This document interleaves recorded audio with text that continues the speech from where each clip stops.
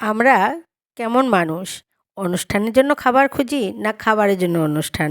আজকে তো আর মেরামেরি বলে আর লাভই নেই। ভালো, ভালো খাবার তো হতেই হবে। এসে পড়েছে ঘরে ইলিশ মাছ। তাহলে দেখতে পাচ্ছ রূপসুন্দরী, একে তো আর কিছু বলারই নেই। যেভাবে রান্না করবে সেভাবেই ভালো হবে। তাহলে আমি কিভাবে রান্না করলাম? চলো দেখে নাও। প্রথমে আমি নুন, হলুদ, জিরে গুঁড়ো আর শুকনো লঙ্কার গুঁড়ো, কাঁচা সর্ষের তেল সবগুলোকে ভালো করে মিশিয়ে নিলাম। আর এটাকে মেখে 15 থেকে 20 মিনিট রেখে দিলাম। মেরিনেট করলে মাছটা তাড়াতাড়ি রান্না হয়ে যাবে। তারপর দেখতে পারলে প্রথমে তো আমি সর্ষের তেল একটু বেশি করে দিয়ে দিয়েছিলাম, তাই এখন প্রায় 1-2 চামচের মতন তেল দিয়ে কড়াইটা ভালো করে গরম করে মাছগুলোকে দিয়ে দিলাম বাটি ধুয়ে জলগুলো। একটু ঢাকা দিয়ে রাখলাম যাতে মাছটা তাড়াতাড়ি সেদ্ধ হয়ে যায়। একটু উল্টে দিলাম, না দিলেও হতো। আর একটুখানি ঝোল দিয়ে আর একটু চালের গুঁড়ো পেস্টটা জলে গুলে আমি মাছটাতে দিয়ে দিলাম। আর এবার আর সময় নেই, মাছটা তাড়াতাড়ি নামিয়ে ফেলতে হবে, কারণ মাছটা অলরেডি সেদ্ধ হয়ে গেছে। অনেক দিন পর আজকে আমরা আবার ইলিশ মাছ খাচ্ছি। তোমরা তো দেখেই থাকো, আমি যাই রান্নাবান্না করি তোমাদের সাথে শেয়ার করেই থাকি। অনেক দিন পরই তো খেলাম, ঠিক না? তারপর দেখতে পাচ্ছ কেমন হয়েছে, রঙটা খুবই সুন্দর হয়েছিল আর খেতেও খুবই ভালো। এটাতে আর কোনো ভাষাই নেই, তোমরা দেখেই বুঝতে পারবে কতটুকু ভালো হয়েছিল। দুপুরবেলায় চাইছিলাম পোলাও করার জন্য, কিন্তু কাজের চাপে আমি আর করতে পারিনি, তাই ভাবলাম রাতের বেলা করে নিই।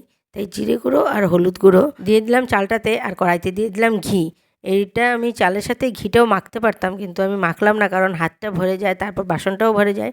তাই কড়াইতে দিয়ে দিলাম ঘি, গোটা গরম মশলা আর হলুদ আর নুন মাখানো, নুন আর জিরে গুঁড়ো মাখানো চালটা আমি ভালো করে কড়াইতে ভেজে নিলাম।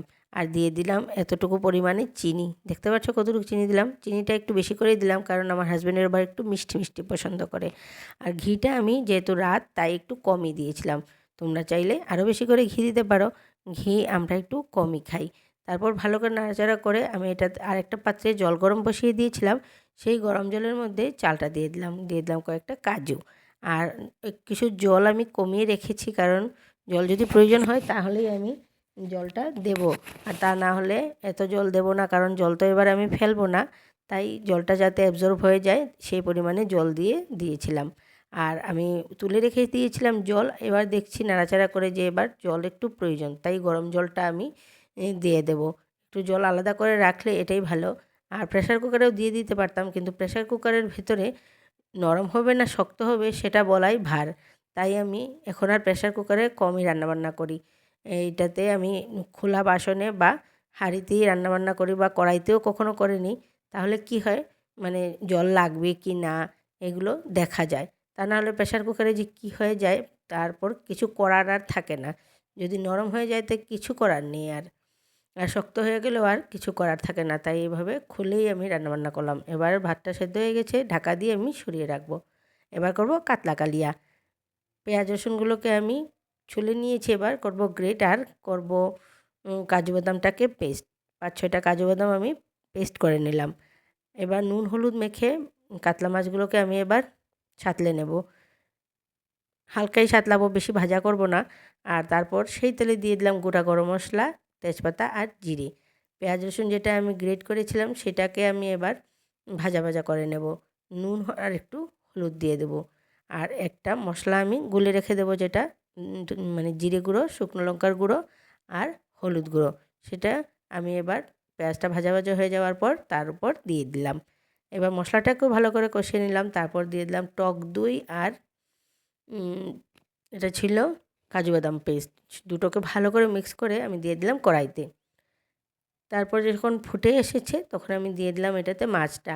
সামান্য একটু জল দিয়েছিলাম। তারপর ঢাকা দিয়ে রাখলাম কিছুক্ষণ। তারপর তো হয়েই গেল, দেখতেই পারলে কেমন হয়েছে। আর এত মানে ভালো ভালো জিনিস পড়েছে এটাতে। সব ঝোলগুলোকে কেচে নিয়ে নিচ্ছি, না হলে তো ঝোলটা চলে যাবে কড়াইতে। তাই ভালো করে কেচে নিতে হবে।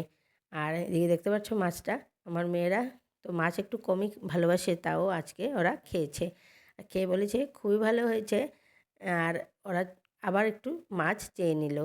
ওদের নাকি খুবই ভালো লেগেছে। আর পোলাও তো অনেক দিন পরেই করলাম, তোমরাও দেখতে পারলে। আর এভাবে মাছগুলো আলাদা করে রান্না করলাম কয়েকদিন পরেই। তাই তো সবারই পছন্দ হওয়ারই কথা। আর মেয়েদের মাছ ভাজা দিইনি, কারণ ওরা শক্ত বলে খেতে চায় না। তাই আমি আর আমার হাজব্যান্ডই দুটো মাছ ভাজা করে নিলাম, যাতে একটু পোলাওর সাথে মাছ ভাজা না হলে ভালো লাগে না। এগুলো তো আর ছোটো ছোটো ওরা তো আর এত বুঝে না। আমরা তো এগুলো খেয়ে অভ্যস্ত ছিলাম, তাই মানে আমরা এগুলো মিস করি। তাই ভাবলাম যে একটু পুঁটি ট্যাংরা মাছই ভাজা করে নিই। আমার হাজব্যান্ড এনেছিল পুঁটি ট্যাংরা মাছ, কিন্তু আমি সময়ের জন্য পুঁটি ট্যাংরা মাছ আর আজকে রান্না করলাম না, রেখে দিলাম ফ্রিজে। আর আমার হাজব্যান্ড বলছিল যে একটু মাছ ভাজা করে নাও। তারপর খেয়ে নিলাম। আর কাতলা মাছটা খুবই ভালো হয়েছিল, মানে গ্রেভিটা তো আর বলেই লাভ নেই। দই, কাজু বাদাম, পেঁয়াজ, খুব ভালোই হয়েছে। তারপর ইলিশ মাছ। দুপুরবেলা খেয়েছি ভাত দিয়ে, এখন খেলাম একটু পোলাও দিয়ে।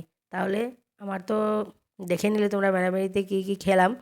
তোমরা কী কী খেয়েছো আমাকে একটু কমেন্ট করে জানিও। তাহলে আজকের মতন আর এইটুকুই, টাটা বাই বাই, দেখা হচ্ছে আবার নেক্সট ব্লগে।